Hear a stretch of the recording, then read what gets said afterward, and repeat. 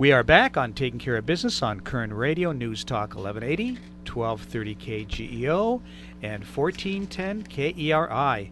Our in-studio guest is an old friend of ours, Jeremy Staat, who just finished the wall-to-wall bike ride from the Wall in Bakersfield to the Vietnam Wall in Washington, D.C. Jeremy, what did you think of that interview with Eric? Interesting guy, It was awesome. huh? I thought the book that he was, the Fearless book about Adam Brown was just, kind of hit home with me because it's just talking about a guy who was just an honorable dude who could stand up and be accountable for his actions. And, he also gave the ultimate price and died for this country and doing what he believed in. And I think it's just an amazing story. And I hope that, that great many blessings become are bestowed upon Eric for writing the book, and also for Adam's family. I hope that they are, well taken care of because of the book sales. When Clay and I interviewed him earlier on Scott's show, I was thinking about you because there's a lot of parallels between his story and your story. Oh, absolutely. When he started kind of talking about Adam, I said, this guy sounds a lot like me. A guy that's not afraid to go out there and put your neck out on the line for other people and to serve and to, be willing to give, to die, and to give up his life for. I think he's probably a rockable guy. It's another one of those guys you go, man, I wish I would have met him. Yeah, I wish I had a chance to sit down and spend, 5 minutes with him. Yeah, exactly. Don't you think there's a lot of guys in the service like that, though? Well, absolutely. Not so much in the Army, but a lot in the Marine Corps. I know that for sure. I was waiting for that one. Oh, it's so nice to have 2-to-1 going this way, Jeremy. Thank you. I heard about the last time, so you know what? We called for reinforcement. Here I am. God. Yeah, we had a general. Clay had a general backing him up last time. Yeah, so I got a couple of private Marines. I'm an E4. Oh, okay. I was an E3. There you go. Well, I was an E4 and I became an E3. But you know how that one works. That happens. I thought you were UEs. No. Uneducated. Ooh. That's why you joined the Marines. I resemble that remark. So, congratulations on that ride. That's thank fantastic. you. It's a great ride. The thing about it is a lot of people didn't realize that it wasn't just a bicycle ride. It was also a campaign. We were riding across the country, visiting different people along the way, veterans hospitals, churches, schools, talking to kids. Out of the 100 days we were on the road, we were a part of 176 different events. 176 different events. We went through 16 states, 78 cities. We were a part of 109 speeches. We visited 25 schools, 15 military bases, 16 VA hospitals. We had 40 different war memorials as well. It was just a great thing and a great event. We had 54 escorts, motorcycle escorts, throughout the country from different, organizations like the Patriot Guard Riders and the Combat Veterans Motorcycle Group. Just a lot of these different veteran groups out there were a part of us, and it was just awesome to see that, that our some of the goals that we're going out there to achieve, like unity, were being accomplished when these people were out there being a part of the ride. That must have taken a tremendous amount of organization and planning to do all these things. Well, you know what? I had a great crew. Heather Harrow and Matt Manville were basically the two people that established the meetings and coordinated it all. And believe it or not, two people coordinated 176 events in 100 days. Which is mind-boggling, because when we got to Washington, D.C., Kevin McCarthy was good enough to bring us in and kind of help us out and just kind of show us around D.C. when the honor flight from Bakersfield was there as well. And, one guy had 40 aides, and they put on a couple events a year. My crew, 2 people, I think outworked Kevin McCarthy's crew. And Heather used to sit behind this microphone once upon a time. Yeah, she did, didn't she? Yeah, absolutely. She actually gave it up. She shut down the mic so that she'd go out and further the foundation. And I tell you what, there's nobody more passionate about the Jeremy Staat Foundation than Heather Harrow. Well, now that you've done this ride, which was really impressive, I have to say, and you had a lot of people supporting you, when can we expect a book out of you? I don't know. I was talking with Eric there. Maybe we could work something out and then to start. I got to write something down, because if I don't, I'm going to start forgetting about this stuff. But I think it's the next step. But it's probably going to have to come sometime after the next event that we've already started planning, which is we're going to ride in the 2013 Ram, which is the Race Across America. This year, we're going to put 2 teams together from Bakersfield, and we're basically going to ride 2,900 miles in under 6 days. That's our goal. Wow. What's the reason for that ride? Bragging rights, just That's to say it? we did it. Yeah, it's the Ram. It's called the Race Across America, and a local guy here, cyclist Kerry Ryan from Action Sports, actually still holds the record. Yeah, his team won. Yeah, for a 4-man team, they did it in like 5 days. 5 hours or something. Can you believe that? Crazy, but He's actually going to be leading one of the 8-man teams that he's going to have. We're going to have A team and a B team. Kerry's also obviously going to have the A team. Kerry's going to do it again? Oh yeah, he's going to do it again. He's putting together an 8-man team, and they're looking to set a world record with it this in 2013. And then we're going to have what I call the inspiration team.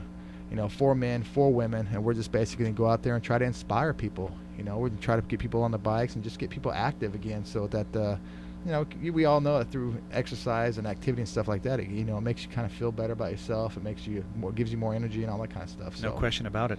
Our in-studio guest, Jeremy Staat. So, Jeremy, are you planning on being one of those 8 team members? Yep, I'm going to be on the inspirational team. I guess you won't Team Bravo. I guess you won't be stopping at 176 events then. No, this year, we're going to be riding 24/7 basically until we get there. So we're looking to break 6 days. And what happens is you got 8 people. So what happens is you go on little 30-minute legs. So basically every 30 minutes you're switching out a biker, boom, boom, boom, or cyclist, I should say. And so you just do that for 24 hours a day until you get there. And so we're going to have, like I said, 4 vans that are going to be leapfrogging and trying to get to different situations. You can't just roll right down the 40. Yeah. Of course, you got to take all the different routes and stuff. So 30 minutes a pop. Yep, 30 minutes a pop. So basically you're on every 4 hours. If that, yeah. Yeah. If not sooner. Yeah, for a 30-minute pop. Mm-hmm. Depending on what the team goes. Because what happens is you break down an 8-man team into 2 different teams. So basically one team will go in cycling hours, 8 hours ahead, get geared up, get ready, and then we'll, the first team rides for those 8 hours, gets there, then the second team takes off.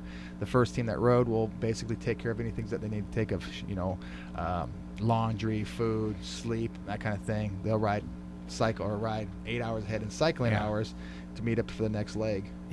I'll tell you what impresses me the most about the kind of cycling you're doing. I mean, when I'm really in shape as a cyclist, I'm doing 120 miles a week. And oh, wow. If I'm doing, which is nothing. I mean, no, the really in shape part what got me. but then again, you think of 120 miles a week on a bike, it sounds like a lot of mileage. But when you're talking about Jeremy, I mean, that's 2 days. To be able to do that day after day, because I know after I have a long 40 or 50 mile bike ride, I don't want to see that bike for another 48 hours. Well, the thing about it too is with with me, I put over almost 7,000 miles on my bike since September of 2012. Wow. So the amount of time I've spent in the saddle is unbelievable. Even I haven't even had time to stop and reflect and go, God, dude, you were in the saddle for like 400 hours in less than 6 months. It's just amazing. One thing you have to do as far as the book is you really need to start taking notes. Just don't bother writing anything. Just outline notes. That's really all you need to do, and then eventually that becomes a book. Oh, absolutely. I really like just taking the pictures.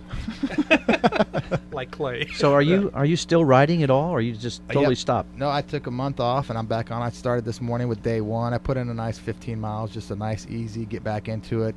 So now it's going to be a 4-day-a-week riding session, and then the big thing for me with this ride is that I'm going to drop weight. The other ride, the wall-to-wall bicycle ride, I didn't drop any weight just because of the endurance factor. Just because it wasn't a race, it was a marathon. And, when you're putting 4 or 5 hours a day in on the bike and then getting off and then doing speaking engagements 3 or 4 a night, I had to stay strong.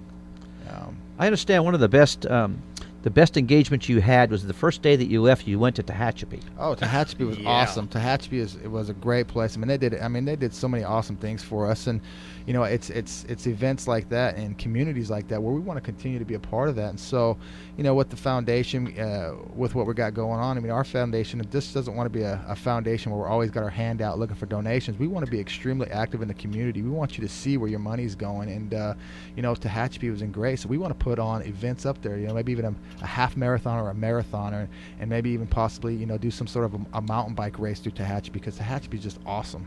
It's funny, I did 20 miles over the weekend, which is not a whole lot of mileage, but 20 miles in the hills in Tehachapi is like 40 miles on that bike path in Bakersfield. Oh, absolutely, especially because you're at you're up in the altitude there, and it's just the climbing. Oh, absolutely. Mm-hmm. So as far as the foundation, you're not really. You're going to go beyond this. You've got all kinds of plans for the foundation. Oh, absolutely. Like I said, we want to be extremely involved in the community. We want people to be active in what we're doing.